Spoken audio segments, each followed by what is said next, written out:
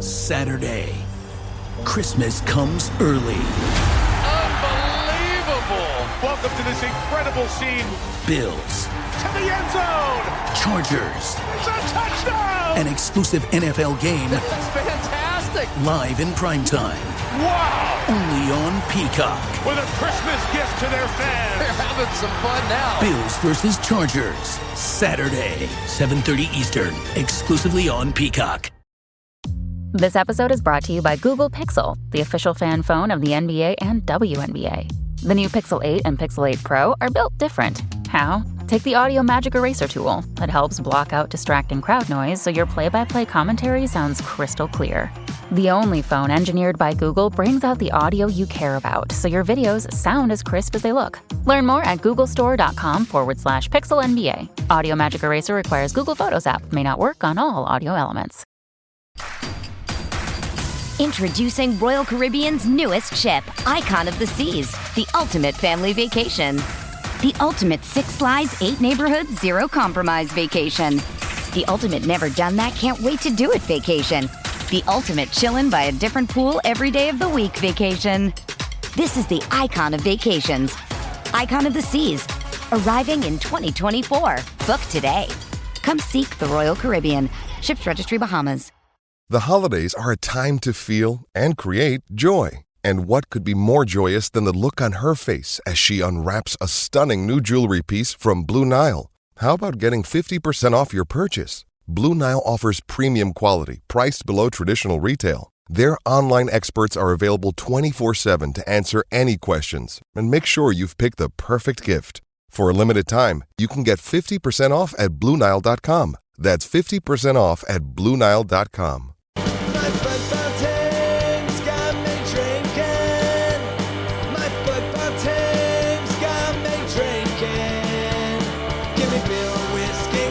Anything to shake this mood I'm in. My football team's got me drinking. Back at it again with another episode of the Shades of Blue Soccer Show. Not the happiest Sunday today. We are fresh off the U.S. Women's National Team elimination, Sporting Kansas City's elimination. Thankfully, the KC Current is holding us in it. We'll talk about all three of those things. I'm Cody Bradley. Thad Needs Sleep is here in the chat. David Greenwald and Keaton Code. Keaton, have I told you that you have an awesome name yet? No, thank you. That name, it's like you're one of those people I have to say the whole name, Keaton Code. Is it because of like the alliteration? Yes, I love alliterations, as you can tell Thank by my title of the Toluca Trounces Sporting Kansas City. Yep. Yeah, you should be a keeper. I think if you would have been a keeper, you would have been playing on the field in the World Cup.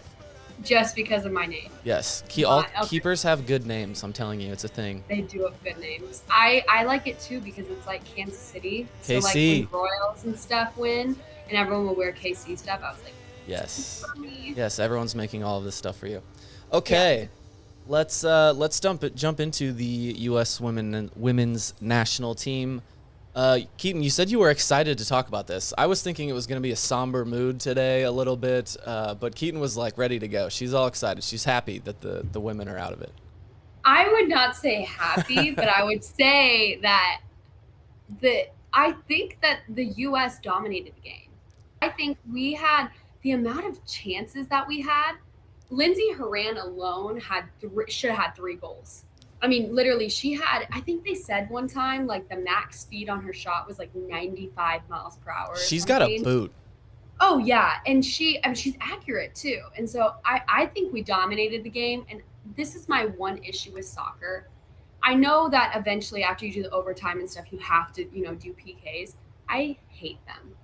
Oh, we're an anti-PK person, huh? I am anti-PK. So how do we solve it? If it's a foul in the box during a game, but, like, PKs to end a game, I'm like, really? It's funny that because that's often an argument of a non-soccer person, the person that's new to soccer, that's a soccer hater. That's how they're often. Oh, this is so stupid. They never have another option. But I do. What about the way USL? That's not USL. MLS Next Pro and the Leagues Cup are doing it. Are you familiar with how they do them? No. What are they doing? So Thad, explain it. I know, but I'm just for anyone else and for Keaton here. I think Cody is actually worried that he doesn't know, but anyway. You're crazy. They go to penalties. They do go to penalties, but they so like both team will earn 1 point if they do a draw, and then they go to penalties, and the team that wins the penalties gets an extra point. So it'll be one team gets 2 points, one team gets 1 point, a lot like hockey does. Problem is that doesn't really work for a World Cup tournament situation. That's what I was going to say. That doesn't work. Right. I don't know what I'd want them to do besides PKs. I just feel like it's like one tiny element of the whole game.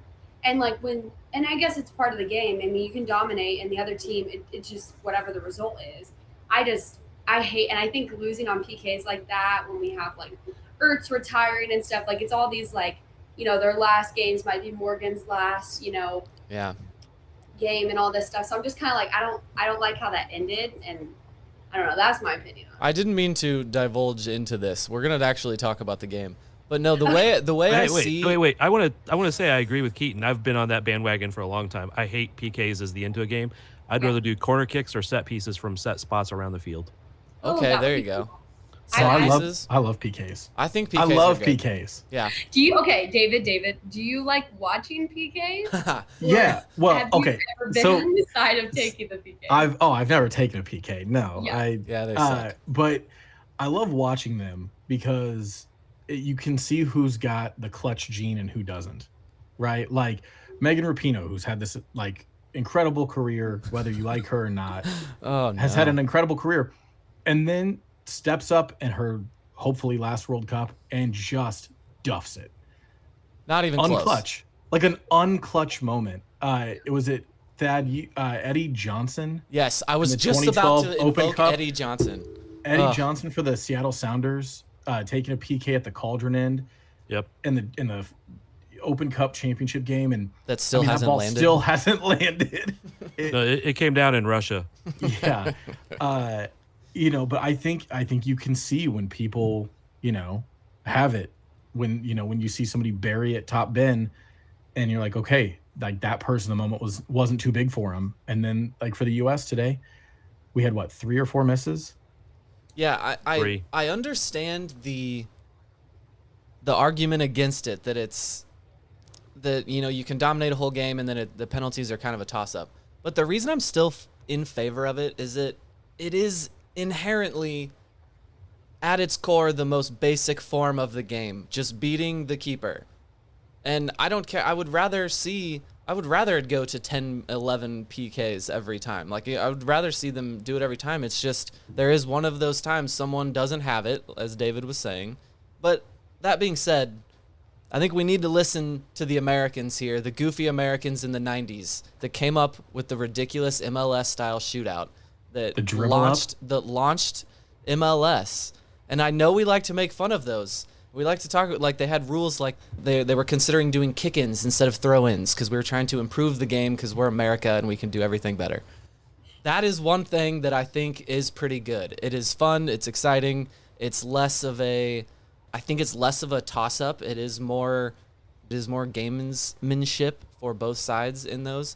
But, PKs, it's the way it is. It's part of the game. It's those clutch moments. It's craziness. It's kind of a toss-up. I love it. I'm here for it. Now, Cody, Keaton asked if I had any experience in PKs, which I don't. Do you have any experience in the dribble up PKs? Oh, I did good in the last media game. Yes, he's referring to one. I don't remember when this was. Sporting Kansas City did the media game as the old MLS style shootouts with the run-ups. And yeah, I tried to get too cute and I missed. Who's the keeper on that? I don't even remember. I was going against Thad?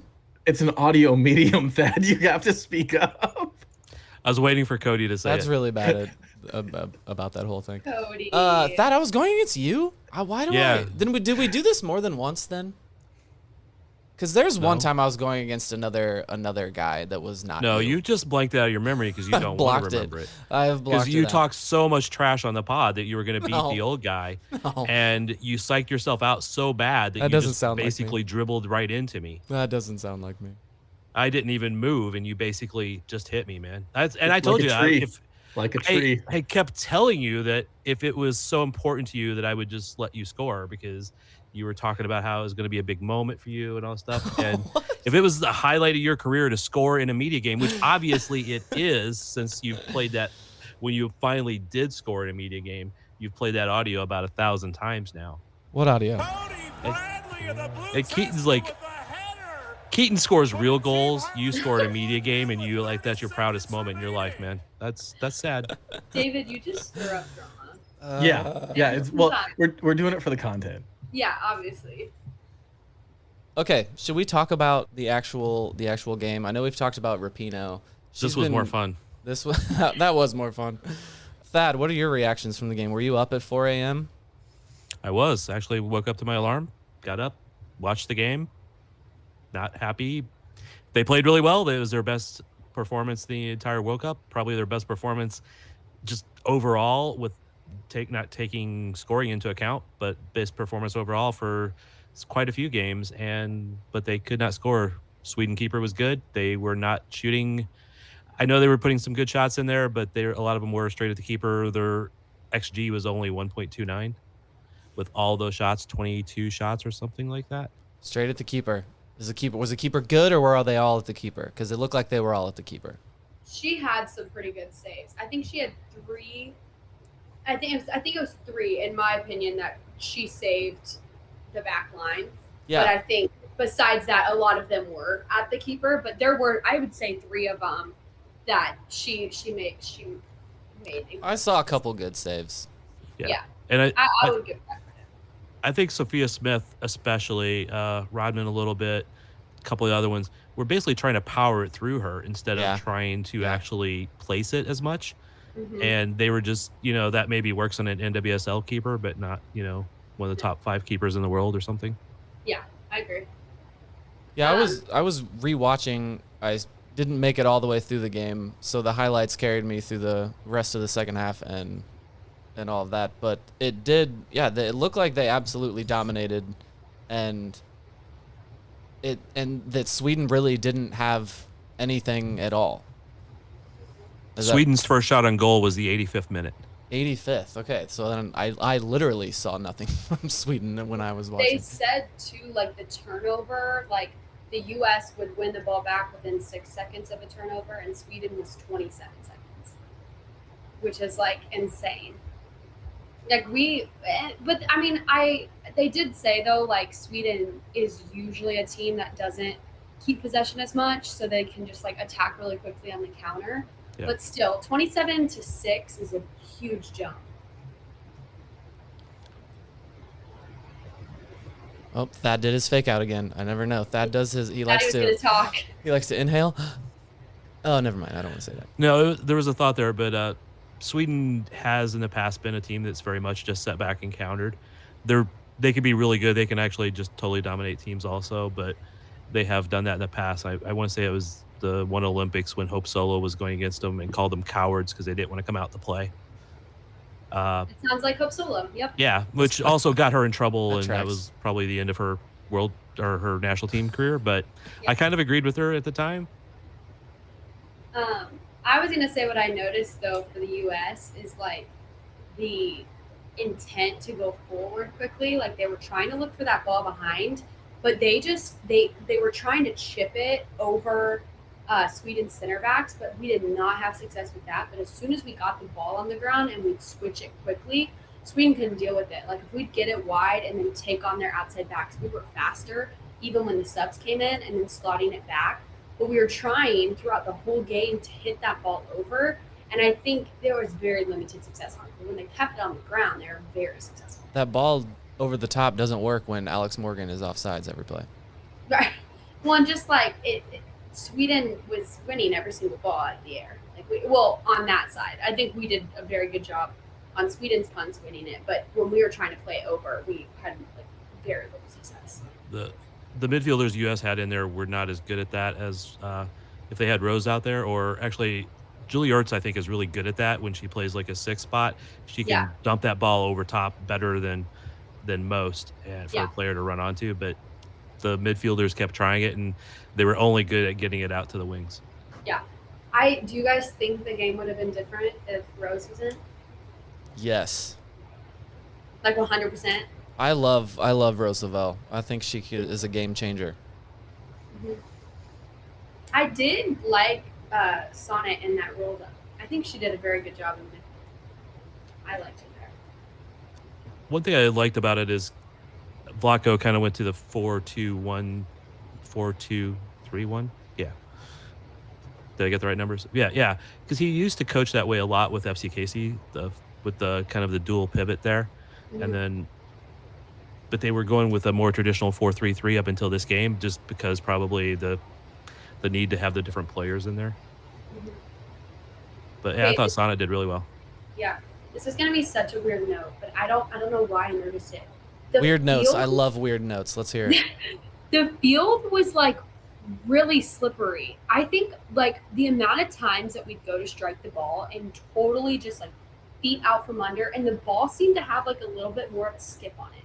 Like, is that, I don't know if anyone else noticed that, or maybe they just happen to slip a lot, but like I think at least in the game, I think I saw like 6 players just absolutely like slip, no contact. Like, that's so random, but I just noticed it. No, I think you're right, but I think some of the previous games were even worse. Really? It was really slippery, and players were going down all over the place. Yeah, I just noticed it. I'm like, there were a few times too where they try and slot a ball across, and then it would just skip wrong. So they make sure to get the women the grass fields, and they still can't get it right. That's at the top level of the game. Yeah, no kidding. They just didn't get them good cleats. Did you see when Ertz absolutely ran through that Swedish girl? No. See that? Oh my gosh, she literally like nothing. Like, she just like ran through it, was totally fine, got the ball, and the Swedish player was literally like spinning in midair, and like Julie Ertz was just like unfazed. So you're saying it's almost like she has training of a tight end when she ran through that? Like, seriously, like she just kept dribbling. Like, it was just like, didn't even bat an eye, which honestly, that could have been a pretty bad call right there, because it was in a pretty dangerous spot, especially because Sweden's so dominant on set pieces. But I mean, seriously, the Swedish player like flew in the air completely. That is hilarious to think that. You have to go watch. It's in the second half, a little bit more towards the end, because it like I was like laughing because it was so funny. I love the idea that Julie Ertz has great football form and great training from her husband. That is wonderful. Yeah. Yep. Okay, so they've crashed out after the PKs, after some very ugly missed PKs. So what is next? Is this the wake-up call they needed? Is this when Germany didn't make it out of the group stage in the World Cup and then they won the next 2 in a row? Thad, is this a wake-up call? No. Nothing is going to change from this? They just lost and it's all right, whatever? Well, no, I don't think it's a wake-up call. You're talking about a national team that won 2 World Cups in a row, has been good for so long, even when they didn't win it. I mean, they were the team to be knocked off. I mean, it's not a wake-up call to them to be good. It is more of a sign that all these other teams are catching up and there's more competition. And if they're not perfect, if they're not, again, we've talked about it before and elsewhere, the national team was missing 4 or 5 of their best players due to injuries. A lot of national teams are missing players due to injuries, but I think the U.S. is probably missing more. But that's, again, not a total excuse. They should have still done a little bit better.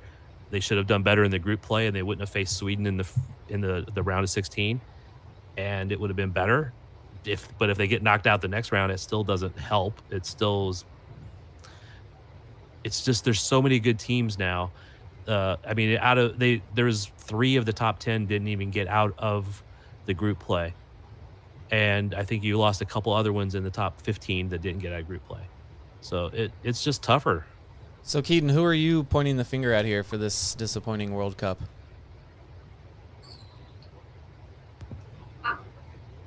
One person you have to pick. First of all, I think we went into it a little bit too cocky. Yeah, I think we did. yeah. I think we were really cocky going into it, which is fine, but I think there's a fine line between confidence and cocky. And then I I just think that Rapinoe's like a little too old. But I know that that's like controversial or whatever. Some people like think like, no, she's never too old. But I think she's a little old. So I didn't love that subbing change. Clearly, she was too old for this World Cup. Yeah, I think maybe it was just like too much of a stretch. I mean, honestly, I just think like that's just one of those games. It's not like they were underperforming, or I don't think they were. It was just we could not finish, which I mean, it's a big part of the game, and then just PKs. So I wouldn't put a finger. I just would say I think we're a little too cocky going into it, and maybe Rapinoe's. Yeah, it is. It just coming down to those PKs, and then we didn't even talk about the winning PK, the one that the goal line review. That is one of the closest things I have ever seen in my life. That is absurd. Yeah. So They just VAR'd it, and then they just because I feel like they decided really quickly. Well, it's goal not, line technology. Yeah, not technically VAR. I mean, in theory, it is video referee reviewed, but it is it's just that technology that I think at one point it was the referees had their watch would buzz if the technology confirmed a goal, but she seemed to be listening and then got confirmation from somebody and then pointed. That's just I just think that kind of sucks as a way for some of them to go out and just to. It really does. That really does suck, and you got to feel for them a little bit. But I don't. I think the reason that wasn't the first thing that we talked about, and it's not the biggest story today that they got robbed on how close it was, is because I think a lot of people felt it. Like it seemed like this was coming. They did dominate this game, but they were not the dominant team that they've been over the last couple weeks. Well, and you want stuff like goal line technology and VAR, right? People clamor for it. So then it worked, right? Like, what's the controversy? They used it and it said it was a goal. I think the disappointing part was that, Nair saved 2 of the 3 PKs that were misses for Sweden. Well, sorry, she didn't save 2 of the 3. One was shot over, one she saved, and then this one she guessed right. Yeah. She almost saved, right? But for some weird backspin. Whereas the U.S. went over, and then post. So the Swedish keeper made a bunch of great saves during the match, but didn't do anything in PKs to force the errors. And so that's, for me, the disappointing part was that these were all self-inflicted. It wasn't like the Swedish keeper did anything in PKs. Yeah, I agree with that. Oh, Rapinoe missed, Smith missed, and O'Hara into the post. Oh, Kelly O'Hara, that one hurt me. She's been one of my favorites a long time. Cody. Sorry, go ahead, Dad. I was just saying, Cody was kind of criticizing Rapinoe earlier for not having the right stuff, or I forget how he said it, but she has David. In the past.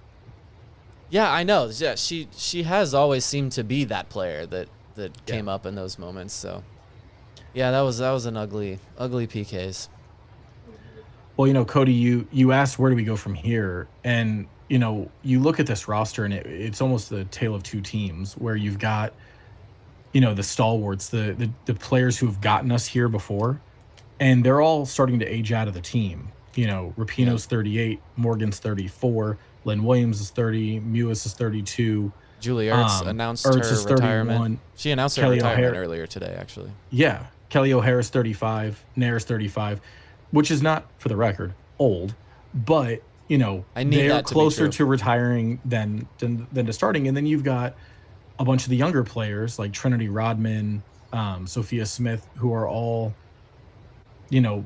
far less experienced, less credentialed than, like the Rapinoes. But the team didn't have like an integrated flow where you have like young players mixed in with older players and the I don't want to. I gotta think of a word better than middle-aged players, but like that like mid to late 20s player. Yeah. It almost seems like this is a transitional team. It was old and young. Well, it was in a way, but 14 of the 23 players there, it was their first World Cup. So even a couple of the older players, it was their first World Cup, like Christy Mewis. Yeah. And you gotta. For Vlatko's sake, and again, full disclosure, I consider Vlatko a friend, so anything I say positive about him could be taken in that context, but I will also say negative. I do think that he was hamstrung a little bit when he took over the team. They had the pandemic. They weren't able to like start bringing in new players as quickly as he wanted to. So they had a lot of the older players. They went to the Olympics and they crashed out of the Olympics with a bronze medal. You know, that's terrible for the U.S., but that's great for almost anybody else. And then he really was starting to bring in a lot of younger players, the Sophia Smiths, Mal Pugh, Swanson, Trinity Rodmans and stuff like that. And he was bringing them in, and Katerina Macario, there's just a number of those players. But you ended up with some of them injured, but it was still in that process. Some of those older players he brought because they're the ones that had World Cup experience. And, he waited to get Julie Ertz back, and she was really good. She was one of the best players through most of the games. Nair, she's not too old. She was making saves. Rapinoe was never meant to be a player that played more than 20 minutes in a game. At least in this World Cup, right? Because she was just there to have that old veteran leadership, whether you like her or not. Because I don't always love how some of the stuff that she's done in games and stuff like that, but just she's there for experience. So Thad, Vlatko took a lot of heat in this tournament, but even if he did do a good job, a lot of coaches only do one World Cup cycle. Yep. So what's next for Vlatko? It's a really good question, and I think a lot of it will be up to what candidates they have, because I think he has to basically voluntarily step aside. I don't know. Most coaches have the contract through the end of the World Cup and that cycle, just like we saw with Greg Berhalter. He was out of contract for a while. They reviewed. He had a whole different circumstance with the controversy over the Reina stuff and his wife a long time ago and all that stuff. But with Vlatko, there's none of that. It's just whether or not you think he's the right coach to continue to go forward. And I think they're going to have to talk to a lot of those younger players and see if they think so, and what other candidates they have out there. I know one coach that will immediately be thrown out there is Laura Harvey. Pretty decent NWSL coach. I don't think she's a great coach. She's won several NWSL Coaches of the Year, but never a championship. So even when she had the amazing teams and that she was like, oh yeah, NWSL Coach of the Year, they finished top of the table, she couldn't get it done in playoffs. So I don't know who else is out there, because there's been so much turnover with coaches in the NWSL, deservedly so, because there have been so many people who have been not great people. So I don't know. I don't know where they go to get the next coach, or they see if Vlatko can continue to bring them in. So you do think there's a chance that he could come back, or are you expecting him to be in NWSL soon? I think there's a chance he could come back. I'm not saying he will. I'm not predicting that, but I would say there's a chance. What are you predicting? See that? I like to corner Thad. MLS coach. What? Okay. What? Okay. Out of left field. I like it. Hey, if they ever fire Vermees, he's a likely candidate. David made a face. Yeah, David did not like that one at all. David wants Benny. That's right. Benny is David's guy. For Club and for Benny. Okay, any final thoughts on the U.S. women's national team in the World Cup? Who's going to win the World Cup now? I think I'm going to root for Sweden, Japan. so we don't look as That's bad. what I was going to say. I think Japan is going to kill Sweden. I don't know. Japan is the only team left that's won a World Cup previously. They've looked good this year. So I don't necessarily. I kind of always have a soft spot for Japan, but I don't know. David, what about Brazil? Oh wait, they got eliminated. Okay, we're going to take a quick break and then come back and talk about the KC Why did you just choose violence? Why? What did I ever do to you? You root for Argentina. You're not even Argentinian. I'm Brazilian. What the hell was that? We'll be right back. This episode is brought to you by Columbia Sportswear. It's snowing again, and that wind chill is killer. But you're not worried about that because you shop the Omni Heat Infinity Collection. It's warmth perfected with tiny gold dots that reflect your body heat inside and protect you from the cold outside. No snow or chilly temps can stop you now. Go out anyway. Shop the Omni Heat Infinity Collection now at Columbia.com/infinity. Apple Gift Card is a practical gift that unlocks a world of entertainment and fun. You can send it via email or give a physical card to your loved ones. Your friends and family can spend it on their favorite Apple services, including Apple subscriptions. Apple Gift Card can be used to buy all things Apple. Products, accessories, apps, games, movies, TV shows, iCloud Plus, and more. Visit apple.com for details and to send Apple Gift Cards to your friends and family this holiday season. Okay, KC Current win 3-0 over Racing Louisville. They've won their group. David says they're likely to be the 2 seed. I don't know how that works. David, can you explain that one to me? So there's 3 groups, right? East, Central, West. The winner of each group advances to the knockout round Of the Challenge Cup is what we're talking about. Yes, so the Challenge Cup, and then the top seeded, or the top second seed also advances. The teams are seeded and ranked based on how they perform in the group stage. So whoever gets the most points is the 1 seed, et cetera, et cetera. I think there's still like a game or 2 left to be played, but it looks like the Current are going to be the 2 seed. They could be the 1st seed. Can they? Yes. And then it looks like those next round of games are not until September 6th. Oh no, that's a semifinal. Yes. Oh, it is. Yeah, it just goes to semifinals. Okay. But there's 2 games left, and OL Reign, if they lose tonight, we're recording this on Sunday, right? This is Sunday. If OL Reign loses tonight, and then there's a game on Wednesday, if Gotham loses that, I think the Current would be the 1st seed. There's some goal differential in there to play, but they actually have pretty good goal differential. So the Reign have to lose for the Current to be the 1 seed. Right. They're currently level on points, but the Current have a better goal differential. Yeah. If Gotham FC wins, they would have to win by 7 goals. Correct. For them to be level on goal differential with the Current. So the Current could hypothetically be the 1 seed. I think it's probably more likely they'll be the 2. They could be anywhere from the 1st to the 3rd seed.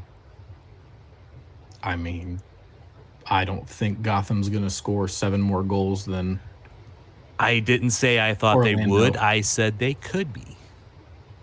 Although Orlando is bad, so It's math, man. You know. Okay. Right, Keaton? Keep it civil, you two. So we didn't actually talk about the game yet. Keaton, you were there in the press box last night? Yeah. Kristen Hamilton is insane. Yes, she is. She's 2 goals. been on a streak. I love Kristen Hamilton. She's a little badass. And she's so selfless. Like, I'm pretty sure every single interview that she's ever had post-game or press conference, you ask her, how does it feel for you or being a captain? Well, she always talks about the team and how she couldn't do without her team and, like, all this stuff. And she's such a good person, which I love. And then Mace's goal, I literally was like, like the back line just stood there. Like you could see that she kept like looking for a pass because she was like really hesitant. She's like, why is no one stepping? And she's like, screw this, I'm just going to take a shot. And obviously it worked. Yeah, but it was very awesome. poor defending on that one. Oh yeah, they like literally no one stepped. And They were afraid of her. Yeah, that's like 4 times last night that they're afraid of her. Yeah, they just kept backing away from her. Like they were afraid that she was going to hurt them. So instead, she's like, I'll just score. So Thad, you were in the press box not taking pictures? I was taking photos. Oh. Yeah. Okay, I see. Thad, why do you need sleep? That's his Like, name and it's his visual medium chat here. Why do you need sleep? What happened? Because I think I went to sleep at like 1:30, and then I got up at 3:55 for the national team game. So that's. You didn't take a nap? You didn't go back to sleep after that game? By the time it was over, I had to get ready to go to a church. Okay. My daughter was singing professionally at a church. There you go. There it was. So she had a. I was trying to set you up for that one. I think though it's really cool that Current has been like on the rise. Like obviously their season was not what they were expecting, but salvaging now it. they've just been improving so much, and like to be possibly the second, first, or third, maybe 3rd seed. That's really cool for them, and I just think that. What's the difference? What changed? Coaching. I think the coaching has helped. I love. Okay, I always think I'm saying it wrong. Airbloom, is that how you say it? Hair bloom. I think if you say hair bloom, I think that's as close as a Midwesterner can be. Okay. To get. I think she's been awesome for the girls. Like I'm always like an advocate for the mental side and the like camaraderie and the chemistry, especially for women's soccer and women's sports, because I think that means just a little bit more. No offense to you guys, but to women it means like a little bit more. And I just think that they have like this connection, and they've been able to have these, you know, these no look passes, and they seem to be like merging as a team a lot better, and everyone seems to be on the same page now. So I think it's really cool for them how they've grown this season. Yeah, it's at least we have one team playing well. Finally, it's good to see that. But so they are still bottom of the table in NWSL. Is that salvageable? Yes, With David luck? says. Well, I mean, to steal a line from Ted, it's math. They're 6 points out of the last playoff spot, and they have a head-to-head matchup with that team. So, and how many matches left? They would 7. Okay. So they would have to. I mean, they're going to have to hop other teams, but they beat San Diego. They're 3 points back. That's a 6-pointer. They're 3 points back, and then they need another bad result from San Diego. And I mean, if they win out or finish really strong, like 5-1-1, they could do it. They could do it. It's just math. It's math. Or so I'm told. Duh. Hey, you have to look at what the math says, right? They can do it. Then you have to look at whether they have the ability to do it. Okay. The whole thing with the group, the Challenge Cup, that's a different math, man. That's not whether they could or not. That's just how results could fall.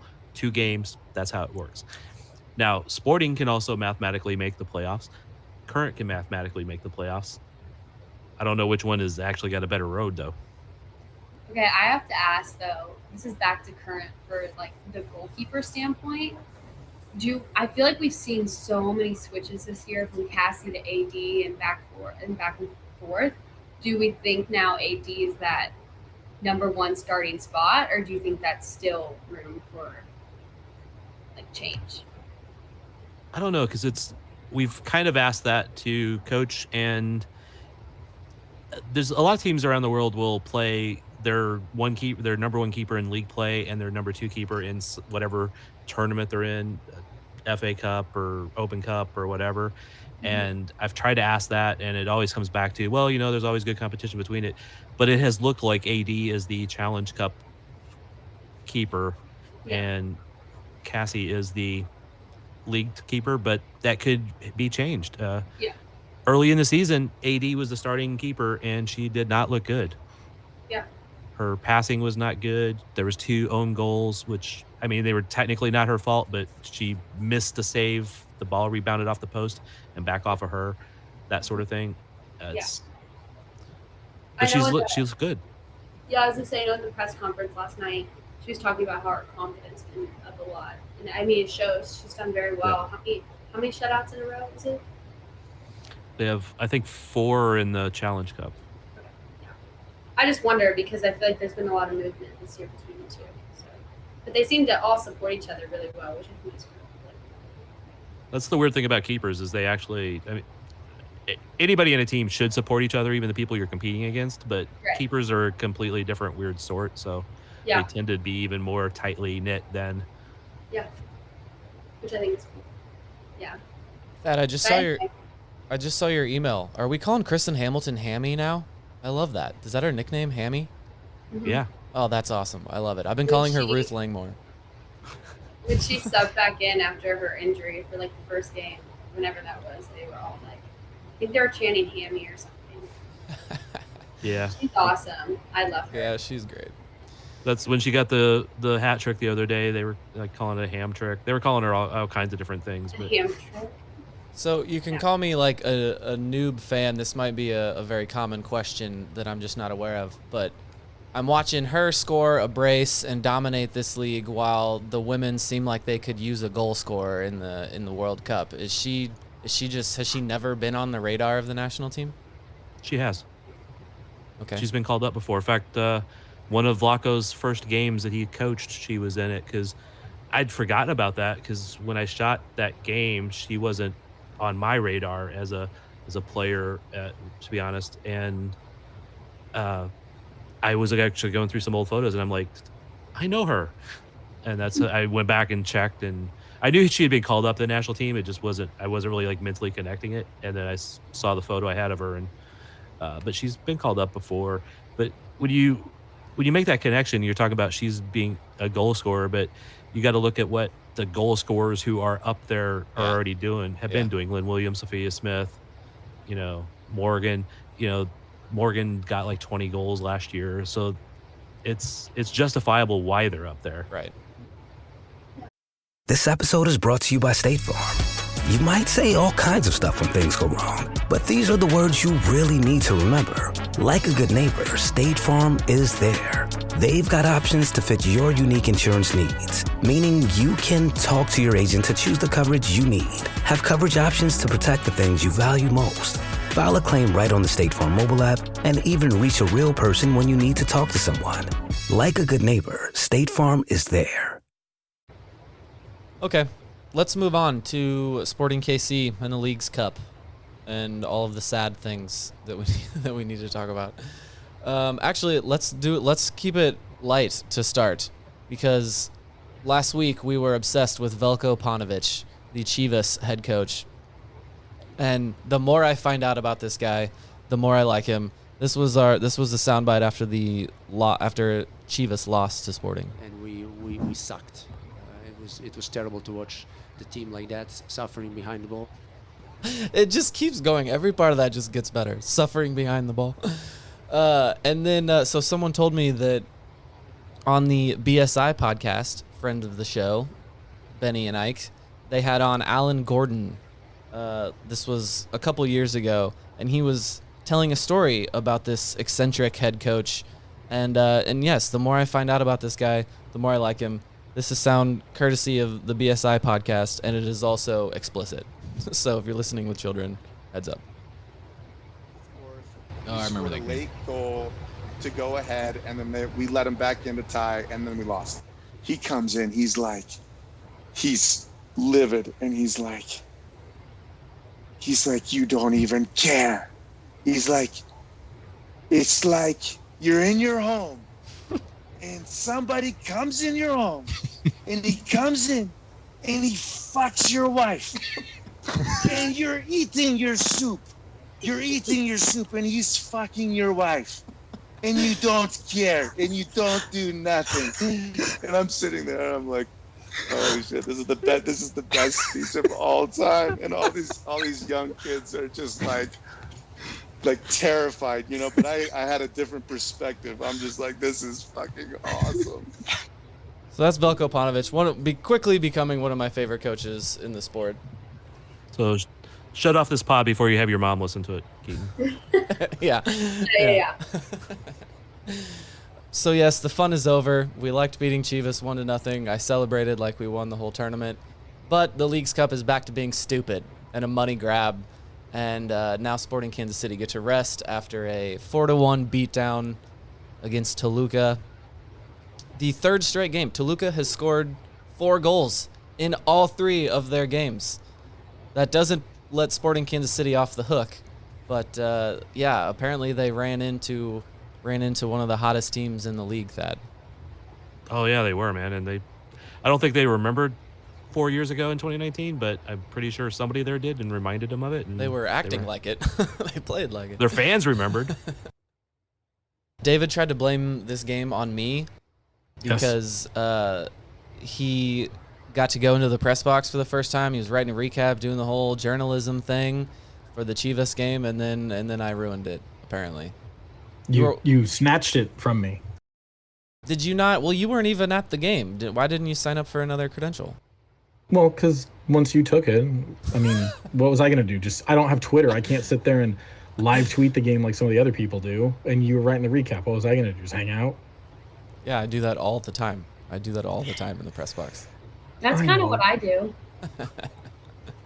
Now I videotape some stuff and edit a few. Yeah, see, you videotape some. I don't have that skill set. I have, my keyboard and my banter, and if I'm not typing out a match recap, there was really no point. So, David, why'd we lose? What? Because of you. Okay, other than me, what went wrong on the field? We sucked. I mean, our back line is slow and falls asleep. We sucked. The first goal was the cross that Pedro Raul tapped in. Was that right? We sucked. No. The one that Danny Rosero headed in. Oh, that's right. Danny Rosero with an absolute nuke into his own net. Yeah. I mean, brilliant diving header. Oh, God, that just was an absolute missile. But then, they stretched us with, good wide play. Pedro Raul would be really cool in Sporting Blue. Yeah. I'm just saying. Yeah, that guy's very good. Very, very good. And tall. Yes, and very handsome. He would up the handsome quotient. Yeah, another handsome on the guy roster. Yeah, trade out an ugly guy and put in Pedro. No, I mean they hit us with a couple through balls. And that one off the set piece. Oh my God, I can't even call that a through ball. It was just one guy ran and another guy kicked it to him. Like there wasn't even defense on the field. We sucked. But we sucked. But yeah, there was that through ball that, Izzy, or not Izzy, Rosero. Danny Rosero was just standing still. It was Izzy adjacent play. Robert's not here to defend Izzy, so I can slander him all I want. But because he got left in the dust, it forced Fontes to shift over, which meant that nobody was there to cover the trailing runner. And I think it was Leibold tried to catch up, but couldn't get there, and that was their third goal. So, other than you, slow back line. Okay, yeah. I mean, you can't really overcome those two things, me and a bad back line. And, the other part of it is, missing Alan Pulido. Eric Tommy played fine, but he didn't play great. And he's not a goal scorer. I mean, he's not a 9. We did see against Chivas, though. He did, but he didn't score any goals against Chivas. No. Good point. Well, he got scored on Toluca, though. Yes, it's nice that Willie is back. We did see the return of one number 9. He immediately almost scored and then got his. It's just that's how Willie scores goals, man. He just cleans up messes in the box in the right place at the right time. He had a nice header that went off the crossbar. The second attempt, then on that one, there was a mess, but he placed it really well. Because if I go back and look at my photos, and it's going under a defender's leg and under the keeper's arm for that goal. So that was actually well placed. Wando made a career out of just being in the right place at the right time. Exactly. That name still gives me. I haven't heard that name in a long time, and you just showed me that it still makes me think of the World Cup. His World Cup shirt miss. tucked in. Oh yeah, what a nerd. Well, so here's the I know. So I read the comment section. I don't know if Cody does, but a lot of people are site, so very. By the way, kcsoccerjournal.com. A lot of people code soccer journal. No, wait. A lot of people were very unhappy with the officiating in the game. Other than the Gotti PK, whatever. We were getting crushed anyway. But Cody, my question to you is: did you think that was a PK? The Gotti PK. Yeah, I did. I did think that was a PK. But regardless, my real problem with it is the waving at him to get up as though he dove and made it happen. I'm fine if you don't want to call it a PK, a coming together of players, whatever. That's one thing. But this dude waving at him to stand up, and then he did it again 2 minutes later, and he was waving at people the whole game. I have never in my life seen a referee walk around, strut around the field the way this referee was. I'm not blaming the game on him. We lost 4-1, and they're a better team than Sporting Kansas City. But seriously, the guy was walking around like Conor McGregor with his chest puffed out and doing that strut. It was seriously, he thought the whole game was about him. It was Thad, you said he took a step at Johnny at one point. Yeah, Johnny was bitching at him, and he took a step, did that step like he was going to go at him, and I was getting ready to shoot it, and I got a shot of them too in the same frame, but he had he just did that step and then stopped, and Johnny's like, what the hell, bro? Man? It was wild. Never seen anything like that. Johnny. I couldn't. No. I think Johnny can take.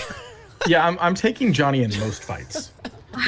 I know you're worried that about guy was Johnny, pretty built but... too. So yeah, but Johnny's Scottish. It's Johnny. It's Johnny. Don't hurt He's Johnny. He's wiry. He's wiry. Where was that guy from? Where was that keeper or that ref from? Mexico. Was he? At least that's what Foot Mob told me when I looked it up during the game. He had like 5 names. I was gonna put his name in the recap, but he's one of those. He had like 5 names in his whole name, so I didn't. Jorge Abraham Camacho Peregrina. Yes. Camacho. Yes, but Abraham. And there's an Abraham in there. Interesting. This sounds more like a name out of Idiocracy than a. But... See, I never know where these podcasts are gonna go. So I want some support on if other people saw this ref behaving the way I did, and we can talk about the ref being a dick and not blame Sporting's loss on them. But yeah, that was wild. So yeah, he is from Mexico, and this thing says his first name is Jorge Abraham and his last name is Camacho Peregrina. But see, Camacho Peregrina rolls off the tongue a little bit. That actually kind of sounded nice. But Well, he's the worst. Because in Spanish-speaking cultures, you are named after both of your parents. So, I mean, that makes sense. He has a first name, a middle name, and 2 last names. That's like super common in a large part of the world. No, it is. It's just the way it was listed on Soccer Way, which is like the first thing that came up when I was looking his name up, had Jorge Abraham as his first name. Yeah, I'm aware of that. I just didn't. I was writing the recap and wanted to call this man out, and then I looked and he had 5 names, and I was like, no, I'm not doing this anymore. So what else are we missing from this one? They get 3 weeks here. The next game is not until like the last week of August. What else are we missing from this? It's like 22 days after the Toluca game. They have time to sit and think about what they've done. It gives time for Caden Pierre to get more fit. Caden Pierre finally came back. Yes. He's been playing with SKC too, though. He's played like 90 minutes. That, but like nobody's Doesn't watching count. MLS Next Pro. It doesn't count. Like counts for fitness, man. It does. Do the games even happen, or are they just like? He's not a USL player. He's a Sporting Kansas City first team player. So this was his first game back. Well, it's not USL anyway. It's MLS Next Pro. God damn it. You have said that so many times. Well, number one, I refuse to say the name MLS Next Pro. I hate it. I hate everything about it. It's a terrible name. Especially because Natty Clark made the MLS Next All-Star game, which is separate from the MLS Next Pro All-Star game, which is separate from the MLS All-Star game. It's anarchy. None of it makes sense. Don Garber's bad at naming stuff. Oh, I'll agree. I don't really like the names. I'm just telling you what they are. MLS Next is the academy. MLS Next Pro is the 2 teams. And what the hell is USL then? A totally completely separate different set of leagues. Cody, I would like to talk about the EFL Community Shield. Oh, would you? I bet you would. Did you watch today? Yes. For those who don't know, Community Shield is a trophy contested by the Premier League winner versus the FA Cup winner. It's a trophy that Manchester City wins often. Except did they win today? They were playing Arsenal. And I hate Arsenal. They're our sworn rivals. But since you came after me earlier, I feel the need to at least bring this up. Did Manchester City win today? Manchester City did not win today. Manchester City has won enough trophies for the season, for the year. You don't haven't need won more. any this season. No, for the year, for this calendar year. Okay. All of the trophies are locked in already. We don't need that little Community Shield stuff. And how did they lose? In penalties. We We should change that. Penalties are stupid. Yeah. Why do we I even agree. take penalties? Mm-hmm. Also, Wrexham, the Fighting Deadpools, came back to the football league for the first time in 20 years, and promptly got pummeled. Good. The league, Dad, you don't their like the league has Welsh? started. I saw this in the rundown here, and I wasn't quite sure what it was, to be honest with you. Yeah. Their league They has have- already begun, huh? Yes, sir. I mean, the Prem comes back, what, next week? No way. Next week already? I think so. It's pretty soon. I thought it was like the end of this month. Okay. Yeah, I guess actually that would make sense. Do we need to do like a pod on like where all the U.S. players are now? Over there? Yeah. Cody, the first match is Man City Burnley, Friday, August 11th at 2 p.m. Burnley?